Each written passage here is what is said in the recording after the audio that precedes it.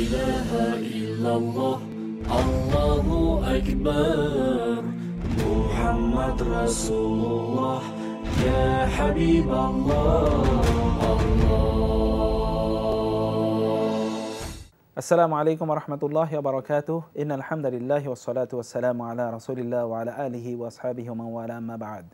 প্রিয় দর্শক, প্রত্যেককে স্বাগত জানাচ্ছি আপনাদের প্রিয় অনুষ্ঠান RSRM বরকতময় সাহারিতে।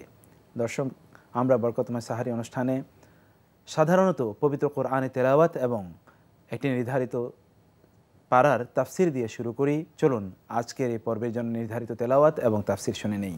আল্লাহু আকবার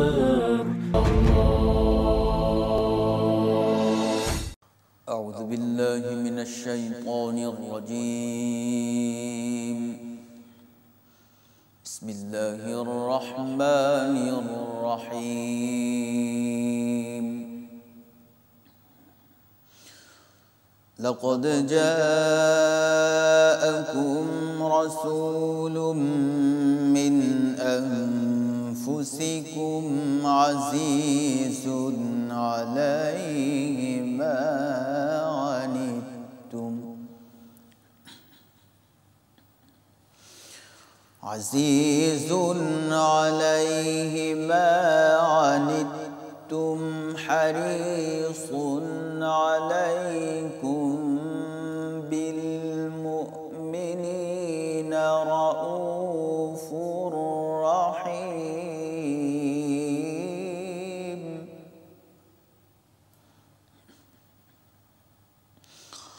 فإن تولوا فقل حسبي الله لا إله إلا هو عليه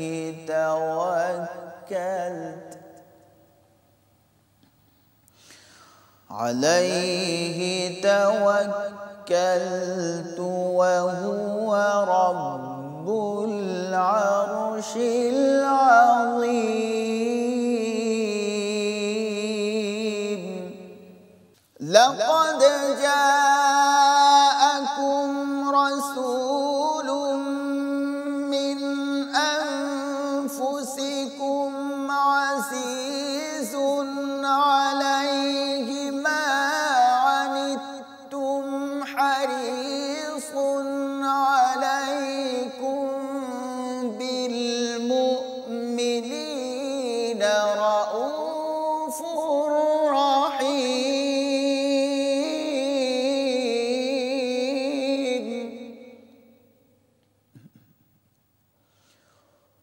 فإن تولوا فقل حسبي الله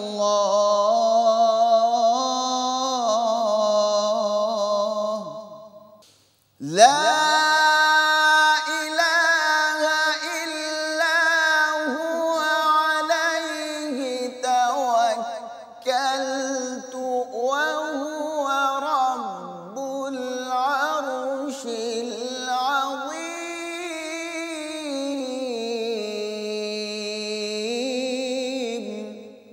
فإن تولوا فقل حسبي الله لا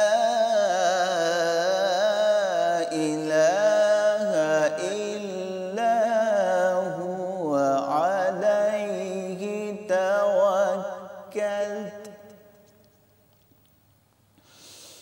عليه توكلت وهو رب العرش العظيم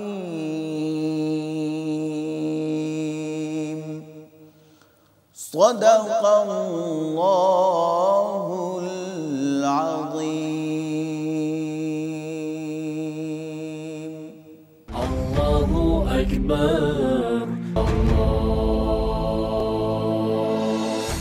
বিসমিল্লাহির রহমানির রহিম আলহামদুলিল্লাহি রাব্বিল আলামিন ওয়াসসালাতু ওয়াসসালামু আলা সাইয়্যিদিল মুরসালিন ওয়া আলা আলিহি ওয়া আসহাবিহি ওয়া মান তাবিআহুম বিইহসানিন ইলা ইয়াউমিদ্দিন, আম্মা বা'দ।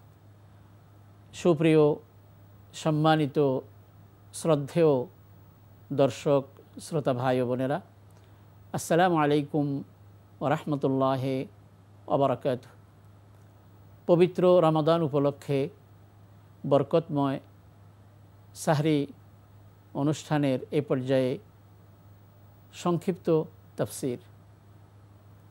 আজকে আমরা আল কোরআনের 11তম পারার সংক্ষিপ্ত তাফসির আপনাদের খেদমতে পেশ করব ইনশাআল্লাহ।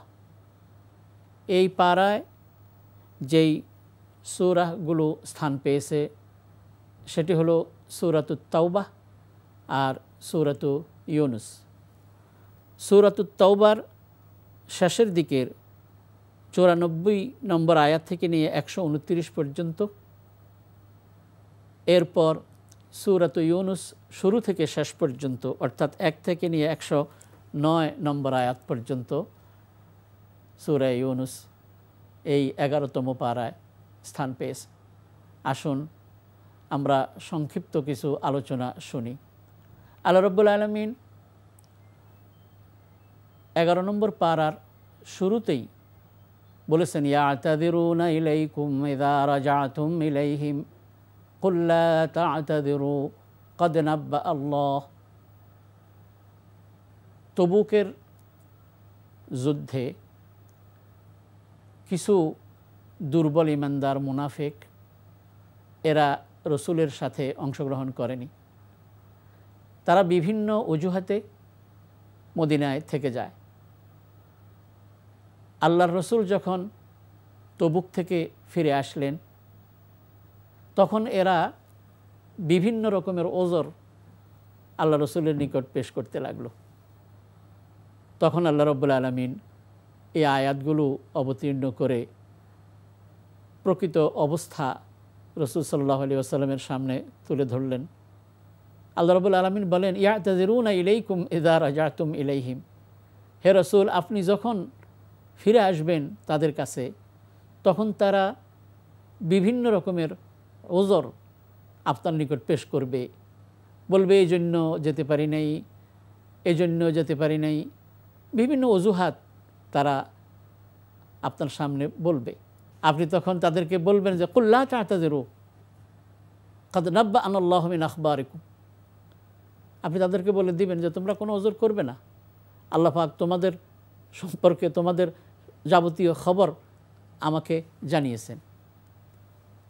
আসলে যারা কোনো ওজর ছাড়াই যায়নি তাদের সমালোচনা করা হয়েছে এই পারার শুরুতে, এবং বেদুইনরা, আরব বেদুইনদের বিভিন্ন অভ্যাস, বিভিন্ন আদত এখানে তুলে ধরা হয়েছে।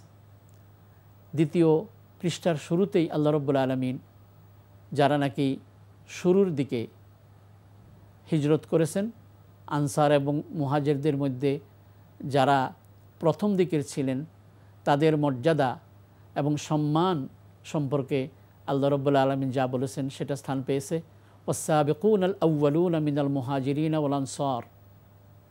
আনসার এবং মুহাজিরদের মধ্যে যারা নাকি অগ্রগামী ছিল, শুরুর দিকের যারা ছিল এবং যারা তাদেরকে উত্তমতার সাথে সঠিকভাবে অনুসরণ করেছে, আল্লাহ বলেন রাদিয়াল্লাহু আনহুম ওয়া রাদু আনহু। সুবহানাল্লাহ। আল্লাহ তাদের উপরে সন্তুষ্ট এবং তারাও আল্লাহর উপর সন্তুষ্ট। এর চেয়ে বড় নেয়ামত, এর চেয়ে আর সুসংবাদের ঘোষণা আর কি হতে পারে বলুন ভাই ও বোনেরা? আল্লাহ বলেছেন, তো আলহামদুলিল্লাহ আমরা যারা পরবর্তীতে রয়েছি তাদেরকেও কিন্তু এই সুসংবাদের মধ্যে শামিল করা হয়েছে এভাবে যে আল্লাযীনা তাবাউহুম বিইহসানিন রাদিয়াল্লাহু আনহুম ওয়া রাদু আন। যারা পূর্ববর্তীদেরকে, এই অগ্রগামীদেরকে উত্তমতার সাথে, ইহসানের সাথে সঠিকভাবে ফলো করেছে, অনুসরণ করেছে, আল্লাহ তাদের সকলের উপরেই আল্লাহ সন্তুষ্ট এবং তারাও আল্লাহর উপর সন্তুষ্ট। এই বড় নেয়ামতের কথা 11তম পারার 2য় পৃষ্ঠায় উল্লেখ করা হয়েছে। প্রিয় ভাই বোনেরা, এখানে আমাদেরকে, আমরা যারা পরবর্তী তাদেরকে এই কথা মনে রাখতে হবে যে আমাদেরকে আল্লাহ, আল্লাহর রসুল এবং সাহাবায়ে কেরাম যেই পথ অনুসরণ করেছেন আমাদেরকেও সেই পথে চলতে হবে। তারা যেগুলোকে পরিহার করেছেন, তারা যেগুলো তাদের জীবদ্দশায় করেননি, আমরা যেন এগুলোকে নতুন করে আবিষ্কার করে ইবাদতের নামে না করি, তাহলে আমরাও তাদের দলভুক্ত হয়ে যাব। আল্লাহ তাআলা আমাদেরকে এইভাবে তাদের অনুসরণ করে তাদের মধ্যে শামিল হওয়ার তৌফিক দান করুন। এরপরে অত্র পাড়ার মধ্যে অত্যন্ত গুরুত্বপূর্ণ একটি বিষয় আলোচিত হয়েছে, সেটা হলো মসজিদে দিরারের নির্মাণ। কিছু মুনাফিক ছিল এরকম, এরা নিজেরা একটা মসজিদ বানিয়েছে এবং নবী সাল্লাল্লাহু আলাইহি সাল্লামকে এসে বলেছে যে আমরা তো এই জন্যে একটা মসজিদ বানিয়েছি ইয়া রাসূলুল্লাহ, যে আমাদের মধ্যে যারা বৃদ্ধ বা যারা একটু দূরের তারা এই মসজিদে নামাজ পড়বে, আপনি যদি দয়া করে এসে এই মসজিদের উদ্বোধন করতেন। দেখুন, নবী সাল্লাল্লাহু আলাইহি সাল্লাম যেহেতু গায়েব জানেন না, এই জন্য তিনি বলেছেন ঠিক আছে আমি তবুক থেকে ফিরে এসে তোমাদের এই মসজিদে যাব, এটা উদ্বোধন করব। কিন্তু তবুক থেকে ফেরার পথেই আল্লাহ রাব্বুল আলামিন ওহী নাজিল করে নবী সাল্লাল্লাহু আলাইহি ওয়াসাল্লামকে তাদের যে উদ্দেশ্য সেটা জানিয়ে দিয়েছেন। সেই কথা, সেই ঘটনা আজকের পাড়ায় আলোচিত হয়েছে। ওয়াল্লাযীনা ইত্তাখাযু মাসজিদান দিরারান ওয়া কুফরান ওয়া তাফরীকান বাইনাল মুমিনিন ওয়া ইরসাদান লিমান হারাবাল্লাহ ওয়া রাসূলাহ।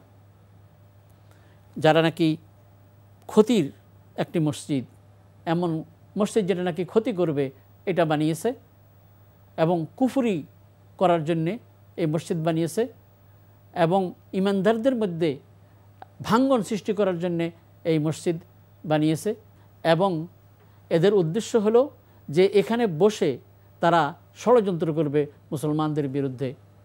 তো আল্লাহ রাব্বুল আলামিন যখন এই বিষয়টি ফাঁস করে দিলেন, তখন আল্লাহর রসুল হযরত আলী সহ আরও কয়েকজনকে পাঠালেন, যাও এই মসজিদকে একেবারে ভেঙ্গে গুড়িয়ে দাও। তখন তারা গিয়ে এটাকে ধ্বংস করে দিয়েছেন। এই ঘটনাও এখানে স্থান পেয়েছে। এরপরে আরও একটি গুরুত্বপূর্ণ বিষয়, সেটা হলো ইন্নাল্লাহা আশতারা মিনাল মুমিনিনা আনফুসাহুম ওয়া আমওয়ালাহুম বিআন্না লাহুমুল জান্নাহ।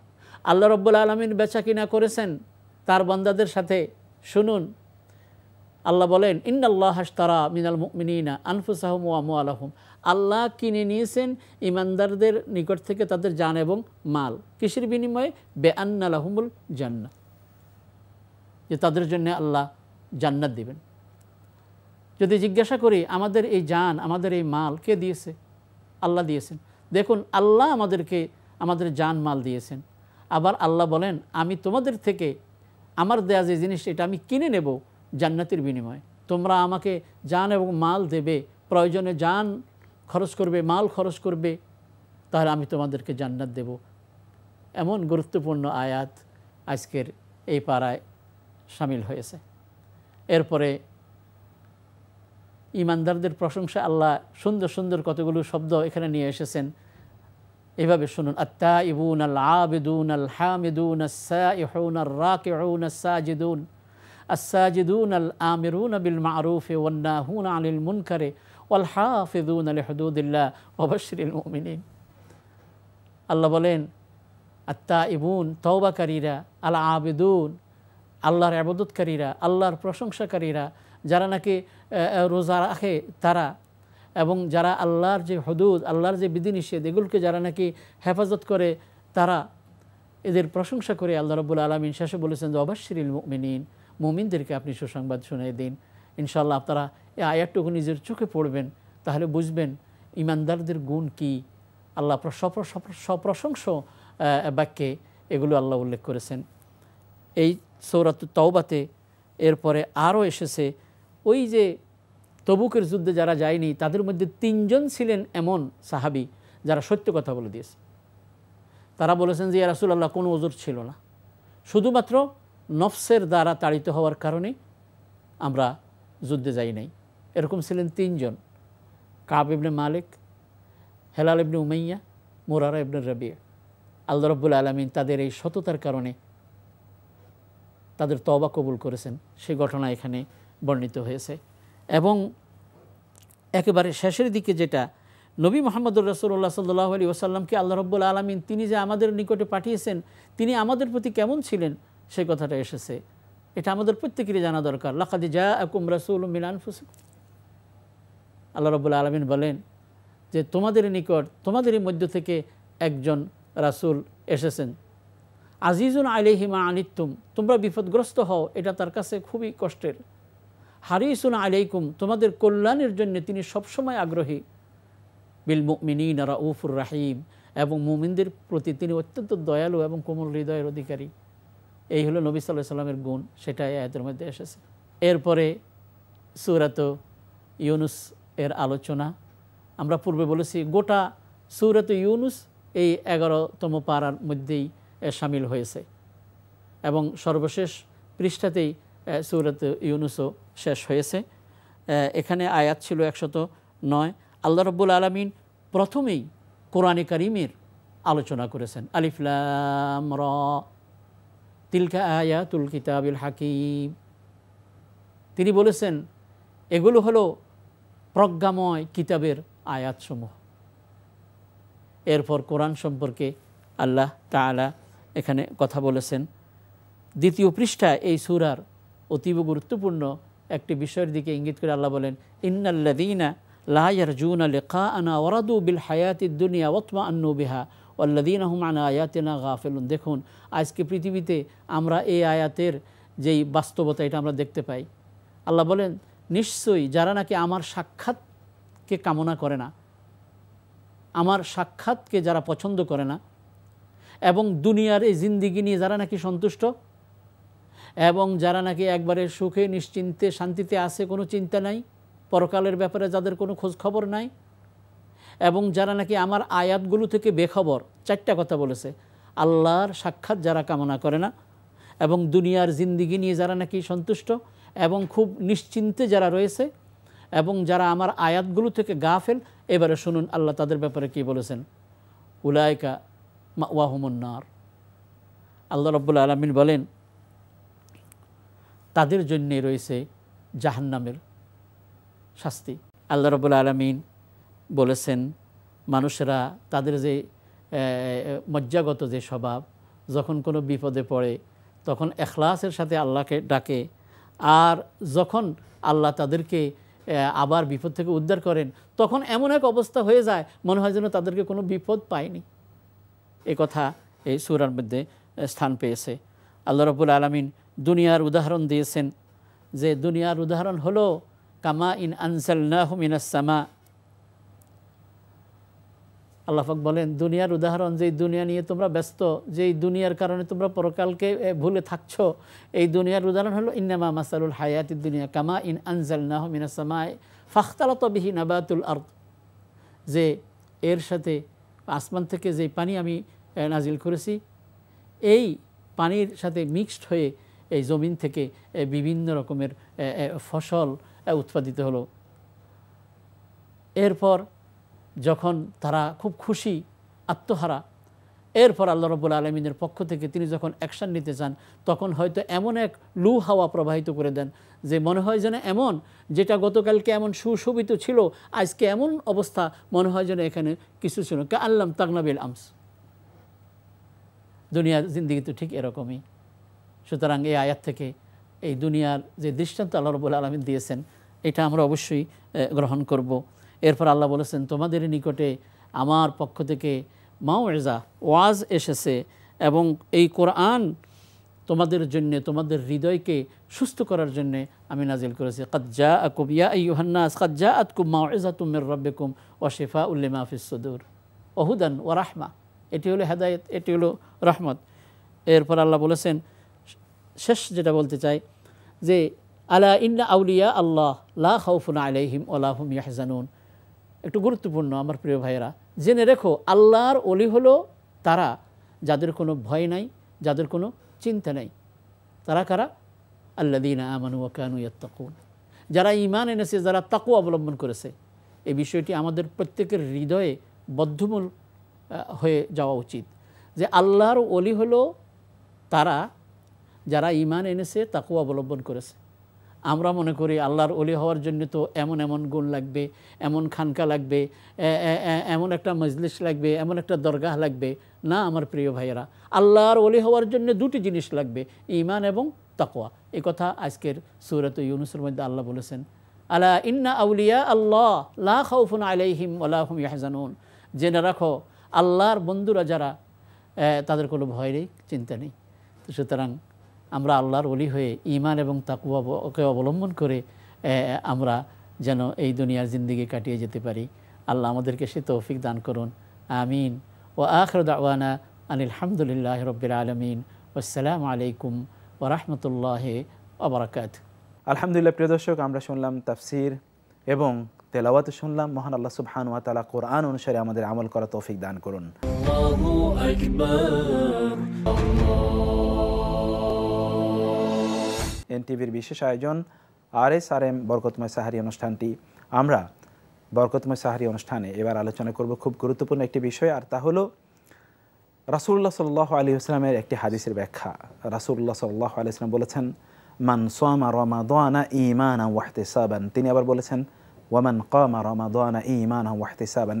এই হাদিসগুলোতে, যেগুলো বুখারী এবং মুসলিম এবং অন্যান্য সহিহ গ্রন্থগুলোতে এসেছে, সেই গ্রন্থগুলোর হাদিসের মূল বক্তব্য হচ্ছে যে রমাদানে রোজা রাখে এবং রাত্রি উদযাপন করে কিয়ামুল লাইলের মাধ্যমে ঈমান এবং ইহতিসাবের সাথে, এই যে গুরুত্বপূর্ণ দুটো শব্দ এখানে রাসূল সাল্লাল্লাহু আলাইহি ওয়াসাল্লাম চয়ন করলেন, প্রায় প্রত্যেকটি হাদিসেই এই ঈমান ও ইহতিসাবেন এসেছে। এখানে ঈমানের অর্থ কী এবং ইহতিসাবের অর্থ কী, এই বিষয়ে আমরা আলোচনা শুনব। কারণ সেইভাবে যদি আমরা ইবাদত করি তাহলে আমাদের ইবাদতটি কবুল হবে, আমাদের সিয়াম এবং কিয়াম কবুল হবে। প্রিয় দর্শক, এই বিষয়ে আলোচনা করার জন্য আমরা স্টুডিওতে আজকে আমন্ত্রণ জানিয়েছি বাংলাদেশের অন্যতম প্রধান ইসলামী শিক্ষাবিদ, চিন্তাবিদ এবং বিশিষ্ট মিডিয়া পার্সোনালিটি, নরসিংদীর জামিয়া কাসিমিয়া মাদ্রাসার হেড মুহাদ্দিস জনাব অধ্যাপক মুফতি কাজী ইব্রাহিম।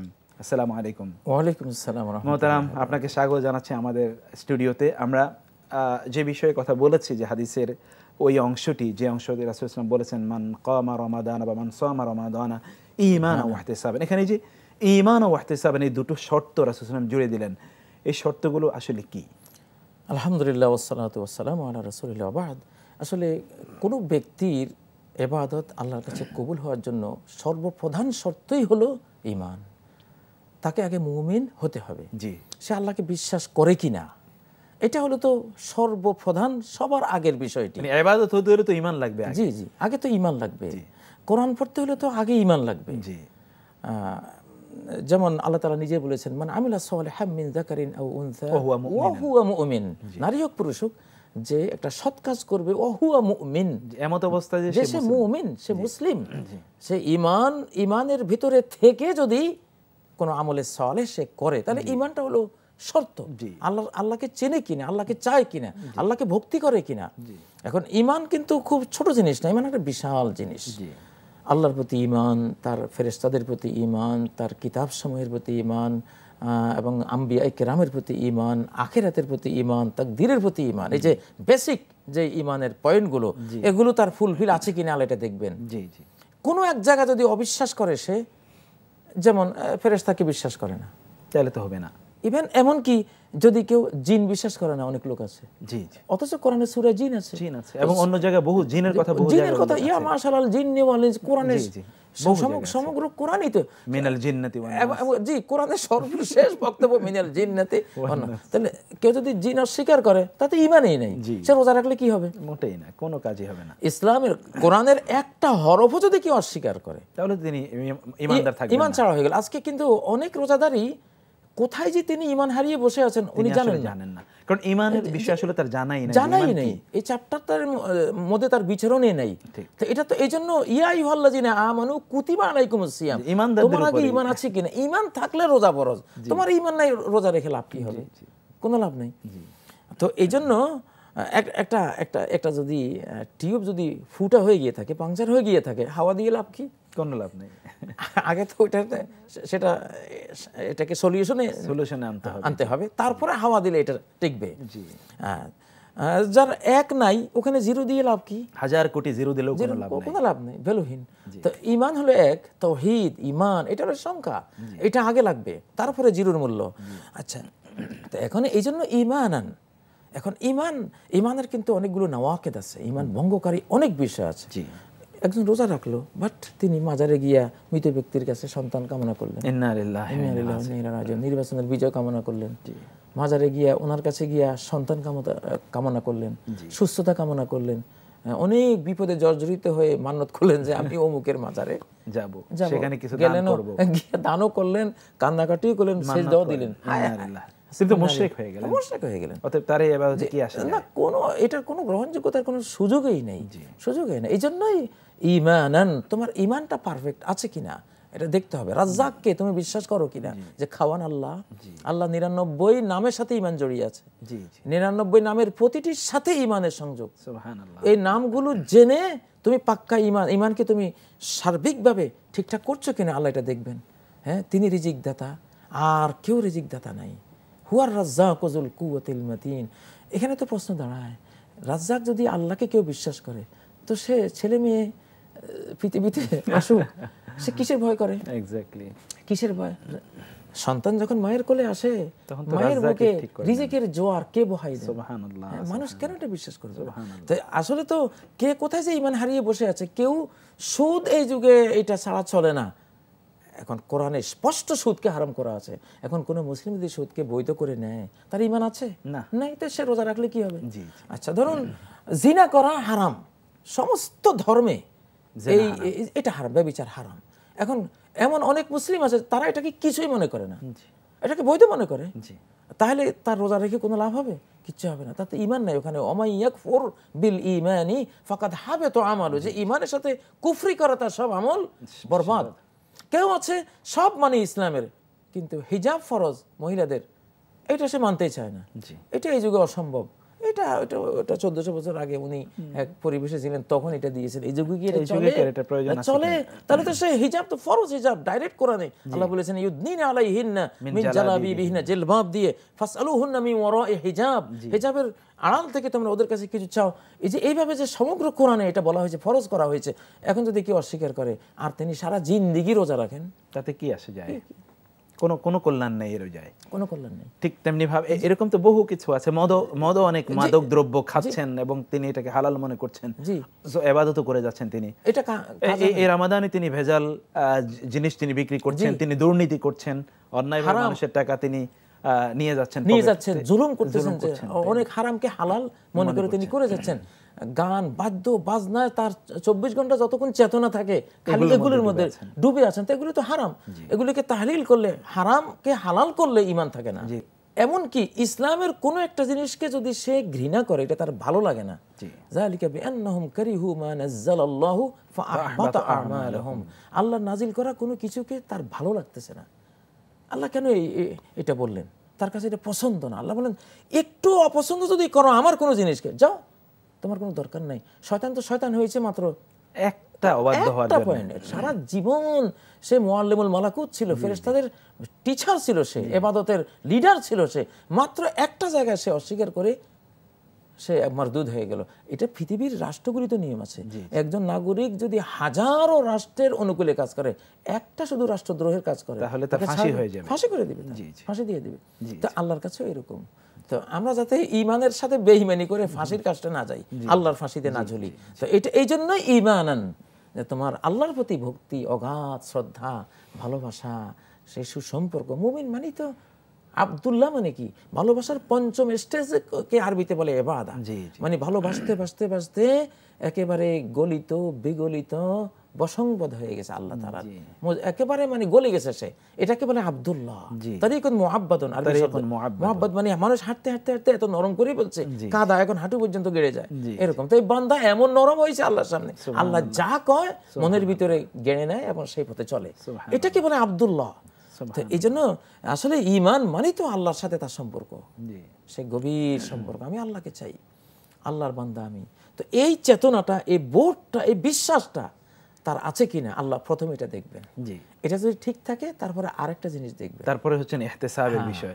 আমরা মুহতারাম সেই ইহতিসাবের জায়গায় আসবো। প্রিয় দর্শক, আমরা শুনছিলাম রমাদানে যে আমরা সিয়াম সাধনা করছি, রোজা রাখছি, এত কষ্ট করে না খেয়ে আছি, না পান করে আছি, আর অন্যান্য বিভিন্ন হারাম জিনিস থেকে নিজেদেরকে বিরত রাখার চেষ্টা করছি, কিন্তু দেখা যাবে যে আমার ঈমানের যে শর্তগুলো আছে, ঈমানের উপস্থিতি হয়তো আমার মাঝে নাই। এরকম হাজারো কোটি বছরও যদি রোজা রাখি, তাহলে তো এই রোজা আমার কোনো কল্যাণই আসবে না। সেই কথা আমরা বুঝতে পারছিলাম। এবং ঈমান একটি সামগ্রিক বিষয়, যেখানে শুধুমাত্র আপনি এই রোজার সাথেই সম্পর্কিত এটি নয়, আরও অন্যান্য বিষয় আছে। যদি আমরা ঈমান সহই শুধু রোজা রাখি এবং অন্য ইবাদত করি, তাহলে সেটি ইবাদত হিসাবে রূপান্তরিত হবে, পরিগণিত হবে। আমাদের মহতারাম আলোচক সেই কথাই বলেছিলেন। আমরা এই হাদিসের দ্বিতীয় যে শর্তের কথা, সেই শর্তটি নিয়ে ইনশাআল্লাহ আলোচনা করব। আল্লাহু আকবার।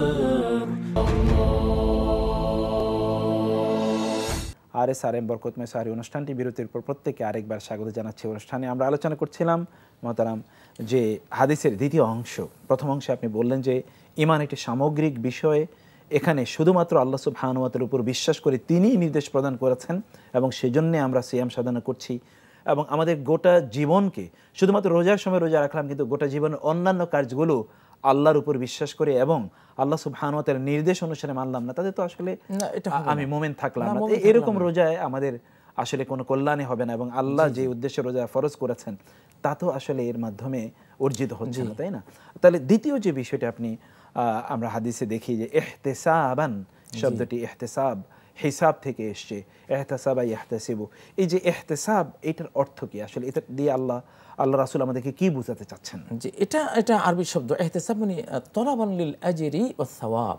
জি, তার ইহতিসাবের মানে তার একটা প্রত্যাশা আছে, জি, একটা আশা আছে, জি, একটা আগ্রহ আছে, একটা অভিলাষ, একটা স্বপ্ন। এটা সে কোনো সিয়ামকে বোঝা মনে করে যে কি একটা কঠিন জিনিস, কি করব, সমাজের সবাই রাখে, না রাখলে মানুষ খারাপ বলবে, এইরকম মনোবৃত্তি নেই। জি, তার আগ্রহ, আলহামদুলিল্লাহ আমি রমজান পেয়ে গেলাম, কত সৌভাগ্য আমার, এখন আজকে যে ইবাদতে করি 70 গুণ সওয়াব, এটাতে এত গুণ, এত এত এত এত বেশি। এটা আগ্রহের বিষয় হিসেবে যদি নেয় সে, এবং তার ভিতরে সে চেতনা থেকে, স্বপ্ন সাত থেকে সে যদি সিয়াম পালন করে, কিয়ামুল লাইল করে, তখন আল্লাহ তাআলা এটাকে এত বড় করে নেবেন যে তার অতীতের সমস্ত পাপ ধুয়ে মুছে দিবেন। সুবহানাল্লাহ। তার এই প্রত্যাশা, এই ঈমানের কারণে। সুবহানাল্লাহ। আচ্ছা, এখানে ইহতিসাবের মধ্যে দুটো সাইড আছে। জি, একটা হলো ইহতিসাবুল জান্নাহ, জি, আমি জান্নাত চাই, এটা ঠিক আছে, ভ্যালিড। আরেকটা হলো ইহতিসাবুল্লাহ ইবতিগাউ ওয়াজহিল্লাহ, আল্লাহকে চাওয়া, জান্নাতের দিকেও নজর নাই, আমি আল্লাহকে চাই। আল্লাহ আকবার, এটা তো আরো অনেক বড়। এইটা তো হলো আরো বড়। আল্লাহকে জান্নাত চাওয়া বৈধ, বাট তার চেয়ে বড় হলো আল্লাহকে চাওয়া, যিনি এই জান্নাতের মালিক, তিনি যদি তাকেই পেয়ে গেলে তো জান্নাতের সর্বোচ্চ আসন। কি থাকে, সবই পেয়ে গেলাম আমি। তো এই যে ইহতিসাবের মধ্যে মানে সর্বশ্রেষ্ঠ ভাব যেটা, সেটা হলো আমি আল্লাহকে চাই। আল্লাহ বলেছেন ইল্লা সাওম ফাইন্নাহু লি ওয়া আনা আজজি বিহি, সাওমটা আমার, আমি নিজ হাতের বিনিময় দেব। ইহতিসাবের মধ্যে আরেকটা যেটা এখানে জরুরি ব্যাখ্যা, যে এই শব্দটা শরিয়া কোথায় কোথায় প্রয়োগ করে ইহতিসাব, সব জায়গায় কিন্তু এটা বলে না শরিয়া, কিছু কিছু জায়গায় বলে। কোন জায়গায় বলে?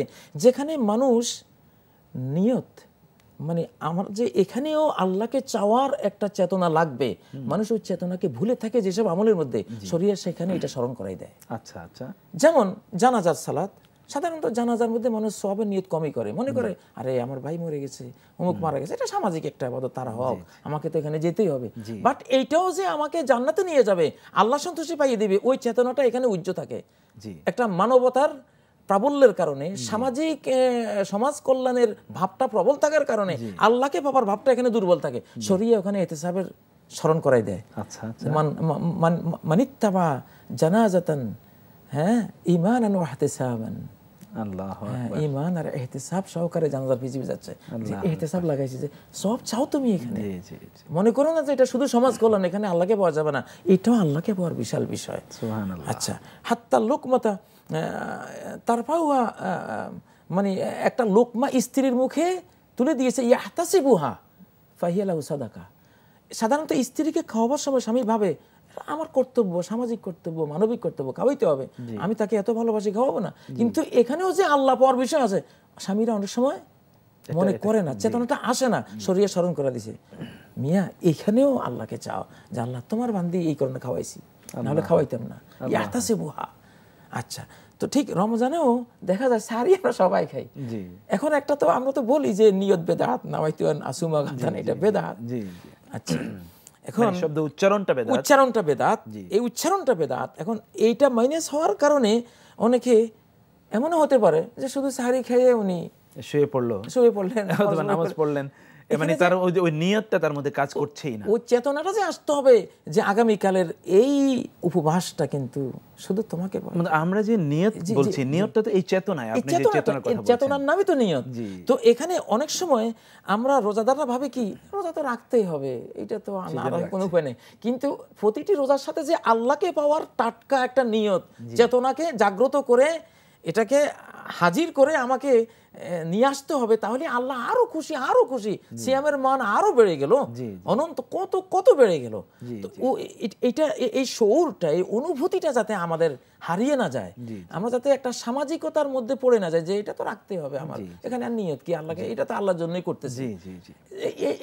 একটা বাজার দরের নিয়ত যদি থাকে, সিয়ামের ফরজ আদায় হবে, বাট এই সিয়াম দিয়া খুব বেশি আল্লাহকে পাবো না।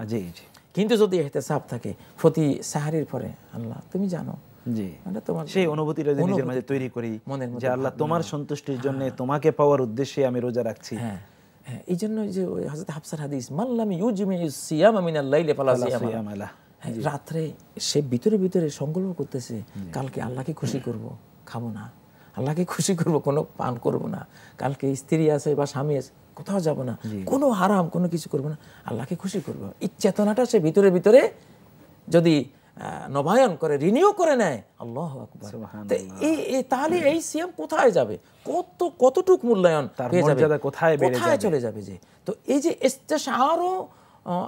ইস্তেশারুল ইখলাস, ইস্তেশারু তালাবিল কুরবাতি মিনাল্লাহ, আল্লাহর নৈকট্য পাওয়ার যে টাটকা অনুভূতিটা, জাগ্রত অনুভূতিটা, চেতনাটা আমার ঘুমন্ত না, আমার এটা চেতনার মধ্যে আমার আছে। আব্দুল্লাহ ইবনে ওমর তোয়াব করছেন, একজন ওই সময় ওনাকে কি জানি একটা সামাজিক কথা বলতেছেন, উনি বলেন কেন কথা বললা, আমি আল্লাহকে কল্পনা করতে করতে তোয়াব করছিলাম, ওনার সাথে আমার মনে দেয়া নেয়া বাঁধন তৈরি করে দিয়েছি, একটা ডিস্টার্ব করে আমার চেতনাটা নষ্ট করে দিলেন। আসলে কিন্তু সাহাবায়ে কেরামের মর্যাদা তো এই জন্যই, রাদিয়াল্লাহু আনহুম ওয়া রাদু আনহু, তারা যে কি ছিলেন, প্রত্যেকটা ইবাদতে আল্লাহ তুমি আমার উপর রাজি হও। আবু বকর কোরআন পড়া শুরু করলে কান্না, মানে আল্লাহকে সামনে নিয়ে পড়তেছেন, আল্লাহ সামনে পড়তেছেন, ওনাকে খুশি করার জন্য উনি ওনার কথা মুখে তুলে আনছেন, এই তাকাররুবটা, ইখলাসটা মানে 24 ঘন্টা যেন জাগ্রত। এটাই ইহতিসাব। ইহতিসাব মানে তুমি আল্লাহকে পাওয়ার মনোবৃত্তিটা সদা জাগ্রত, চেতনাটা তোমার ভিতরে আছে, তুমি এটা বুঝো কিনা, অনুভব করো কিনা যে এ সিয়াম আল্লাহর জন্য রাখছো। এটা কিন্তু বুঝলে একরকম হবে সিয়াম, না বুঝলে আরেক রকম, না বুঝলে হবে বাজার দর, আর বুঝলে হবে সিরিয়াস, অন্য রকম একটা রোজা হবে। এই জন্যই তো আমাদের রোজা অথবা যে সালাতের কথা বলছি, এই অনুভূতিহীন হওয়ার কারণে এগুলো কোনো প্রভাব না, এগুলো কোনো প্রভাব নেই। সালাত সারা জীবন পড়ে ঘুষ, সুদ, হারাম সব জড়িয়ে, চেতনাই তো নেই। এবং রোজাও রাখছেন কিন্তু অন্যায় সবই কিন্তু করে যাচ্ছে, এরকমও তো আছে, তাই না? জি, আল্লাহ কিন্তু মনের ভিতরের ঈমান আর ইহতিসাবটাই দেখেন। ইন্নাল্লাহা লা ইয়ানজুরু ইলা সুওয়ারিকুম ওয়া ইলা আমালিকুম, তোমার ছবি সুরত, তোমার আমলের দিকে তাকান না, ইলা কুলুবিকুম ওয়া নিয়াতিকুম, হ্যাঁ জি, তোমাদের কলবে কি আছে সেটা দেখেন। কলবের প্রভাবে আবার আমলটা কেমন হয় ওটাও আছে, ইলা নিয়াতিকুম ওয়া আমালিকুম, নিয়ত যত ভালো হবে আমল তত সুন্দর হবে, ওই দুটো জিনিস আল্লাহ তাআলা দেখেন। তো এই জন্য আসলে এই ইহতিসাবটা জাতীয়ভাবে আমাদের বোঝা উচিত যে একটা চেতনার নাম এটা, যে আমি আল্লাহকে চাই, আমি জান্নাতে যাব, আমি আল্লাহকে পাবো। এই চেতনায় পুরো রোজার সময়টাই তার ভিতরে যত জাগ্রত থাকবে, ততই তার এই সিয়ামটা আল্লাহর কাছে মাগফিরাতের বড় কারণ হবে, রহমতের বড় কারণ হবে। এই জন্য এটা একজন রোজাদারকে এটা ভুলে গেলে চলবে না, যে যেমন মারিয়াম আলাইহিস সালাম, ইন্নী নাযারতু লিররহমানি সাওমান ফালান উকাল্লিমাল ইয়াওমা ইনসিয়া, আমি কিন্তু রোজাদার, কথা বলিস না আমার সাথে। মানে কি অনুভূতি, সুবহানাল্লাহ, মানে রোজায় তিনি কথা বলো, মানে আল্লাহর সাথে কথা বলা ছাড়া অন্য সকল কথা স্টপ করে দিয়েছেন। আমরা ইফতার পর্যন্ত এই ইহতিসাব যদি আমরা রাখি, সেকেন্ডে মিনিটে, যে আমরা এইটা আমি আল্লাহর, আজকে আমি আল্লাহর একজন প্রিয় বান্দা হিসেবে আল্লাহর জন্য কিন্তু আমি উপবাস থাকলাম, আমি পানাহার সব বর্জন করলাম, ঘর সংসার বর্জন করলাম, সব হারাম বর্জন করলাম, এই চেতনাটা ইফতার পর্যন্ত যত যেই জনের জাগ্রত থাকবে, তার সিয়ামের ভ্যালু, ওজন তত বেশি। মুহতারাম, অনেক অনেক ধন্যবাদ আপনাকে, জাযাকাল্লাহু খায়রান। আমরা আমাদের আয়োজন একেবারে শেষের দিকে চলে এসেছি। আপনি দোয়া করবেন আমাদের দর্শকদের জন্য, যাতে আল্লাহ আমাদেরকে ঠিক এই চেতনা নিয়ে রোজা রাখার তৌফিক দান করেন। আমিন আমিন। প্রিয় দর্শক, আমরা শুনলাম অত্যন্ত গুরুত্বপূর্ণ কিছু কথা, যেখানে আমরা ঈমানের ব্যাখ্যা জেনেছি, আমরা ইহতিসাবের ব্যাখ্যা জেনেছি। মানে হচ্ছে আমাদের ঈমানটা যাতে মহান আল্লাহ সুবহানাহু ওয়া তাআলার উপর এতটা পাকাপোক্ত হয় এবং সামগ্রিক দিক থেকে যাতে আল্লাহ সুবহানাহু ওয়া তাআলার উপর বিশ্বাসটি আমাদের এত সুদৃঢ় হয় যে কোথাও সামান্যতম সেখানে ব্যর্থ যাতে না ঘটে, সেখানে যাতে পদস্খলন না ঘটে, এবং আল্লাহর সন্তুষ্টির জন্য তাকে পাওয়ার প্রত্যাশায় আমরা যাতে আমাদের জীবনে প্রত্যেকটি কাজ করি। আল্লাহ সুবহানাহু ওয়া তাআলা আমাদেরকে সেই তৌফিক দান করুন। আজকে এই আলোচনা থেকে আমাদের এই উপলব্ধি যাতে তৈরি হয়, আর সেটি আমাদের ইনশাআল্লাহ অর্জন হবে। প্রিয় দর্শক, আমরা অনুষ্ঠান শেষ করব, যাবার আগে প্রতিবারের মতো আমরা শুনব চমৎকার একটি ইসলামী গান শুনতে শুনতে বিদায় নিচ্ছি। আপনারা দেখছিলেন RS আমাদের বরকতময় সাহারি অনুষ্ঠানটি। ইনশাআল্লাহ আগামীকাল আবার দেখা হবে সেই প্রত্যাশায়। হাদা ওয়া সাল্লাল্লাহু সুবহানাহু ওয়া তাআলা আলা নবিয়িনা মুহাম্মদ ওয়া আলা আলিহি ওয়া সাহবিহি আজমাইন। ওয়াসসালামু আলাইকুম ওয়া রাহমাতুল্লাহি ওয়া বারাকাতুহু। আল্লাহু আকবার।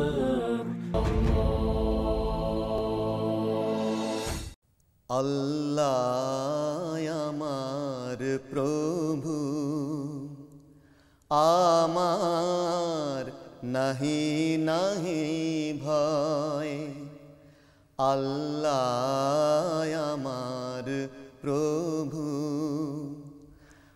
আমার নাহি নাহি ভয়। আমার নবী মুহাম্মদ, আমার নবী মুহাম্মদ, যাহার তারিফ জগৎময়। আল্লাহ আমার প্রভু, আমার নাহি নাহি ভয়। আমার কিসের শঙ্কা, আমার কিসের শঙ্কা, কোরআন আমার ডঙ্কা। ইসলাম আমার ধর্ম, মুসলিম আমার পরিচয়। আল্লাহ আমার প্রভু, আমার নাহি নাহি ভয়। কলমায় আমার তাবিজ, তৌহিদ আমার মুর্শিদ।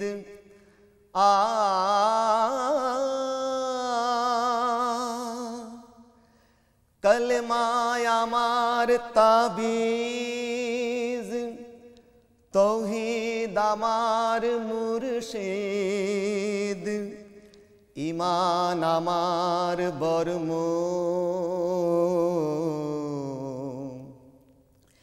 হেলাল আমার খুরশিদ।